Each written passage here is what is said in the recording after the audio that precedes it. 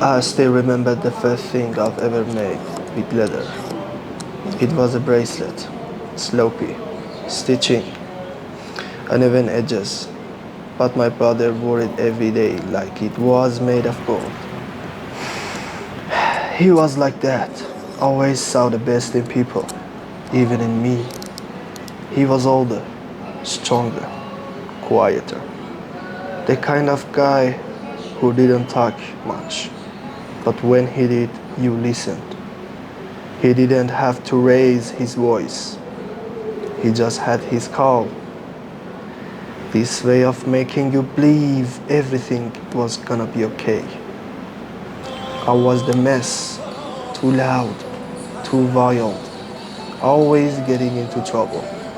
And he was my anchor. When I was 13, I broke a neighbor's window, ran home crying. Thought for sure I'd get kicked out or worse. But my brother just handed me some tools and said, fix it. That was it. No yelling, just fix it. That was his way. He taught me how to work with my hands, not just leather, anything, wood, steel, even broken bikes, but leather was different. It was slower, softer, made you listen, made you feel. He'd say, leather doesn't lie. If your mind was cluttered, your hands would show it. If you rushed it, it fell apart. I guess that's why I stuck with it. Not just for the craft, but because working with leather made me feel closer to him. It's been 11 years since he left. Gone in a blink. A car accident. Rain, a sharp turn, and just like that, my anchor was gone. I didn't touch leather for a whole year. Couldn't bear the sight of it. Every piece reminded me of him, of his voice, his laugh, his smell. But grief is strange. It doesn't stay sharp forever. It softens, not because you forget, but because your heart finds new ways to carry it. One day, I opened the drawer where he kept his old scraps. There it was, a thick, worn piece of brown leather, edges faded, smelled like oil and tobacco. It was the last piece from his favorite jacket, the one he always wore on Sunday rides. I held it for a long time, didn't cry, just held it, and then I cut it. Today I'm making a keychain, simple, nothing fancy, just a small piece, but it's more than that. It's a memory, a promise, a weight I still carry. I can hold. The stitching tight. The varnish is smooth. I took my time with this one. Every mark is deliberate. Every press of the tool measured sometimes.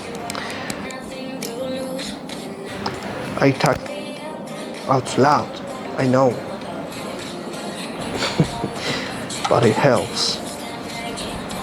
I tell him about the shop, about the customers, about the day I got married, about the daughter, about my daughter, who's got his quiet eyes.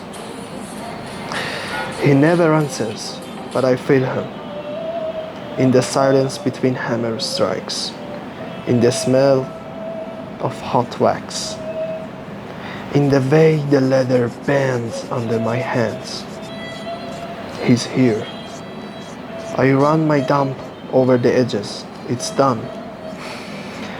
Small loop of brown stitched with wax thread. A brass ring. A stamped letter. His initial. Just one letter. But it holds a lifetime. I don't sell these. Never could. I keep them each year. I make one every year on the same day. Sometimes I give one to someone who's grieving. Not with words, just a handoff, a nod. Because sometimes there's nothing to say, just something to hold, a reminder that love doesn't vanish. It just changes shape, like leather. And somehow, through time and pain and memory, it softens, but never breaks, just like he taught me. He taught me patience, discipline, the art of stillness. Yeah, the ability to focus, truly focus, even when the world is falling apart. I remember one day, a year ago, when he stitched the wallet in total silence. I was sitting across from him, rumbling about something stupid, and he just kept working, calm, steady. I asked if he was even listening. He cooked up. He looked up and smiled, always. I use that wallet to this day. It's falling apart. But I won't replace it. Not yet, maybe never. The shop I run now, he'd love it. It's small, it's quiet, just like he liked it. No music, blaring, just the sound of work, leather, tools, time slowing down. Customers come in, sometimes in a rush. They leave slower, calmer. Maybe it's the smell of leather, maybe it's the quiet. Maybe it's the story stitched into every item. I don't advertise. I don't advertise much. Don't need to. Word of mouth. That's how he liked it. That's how I keep it. There's a photo of him near me. Near my workbench also. It's old, faded, creased, but his eyes still shine. Still calm, still watching. When I'm tired, when my hands shake, look at it. And I keep going.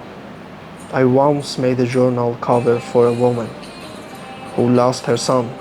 She cried when she touched it. Not because it was beautiful, because it felt real, solid, like memory made into matter. That's what I try to do here, make memory into matter. This craft saved me, gave my grief a shape, gave my love a language, and in a world that often rushes past, I choose to slow down, to breathe, to create one stitch at a time. That's how I remember him. That's how I honor him. Not with tears, but with work. Not with words, but with leather. Not with mourning, but with making. Because he's not gone, not really. He is in every cut, every thread, every mark.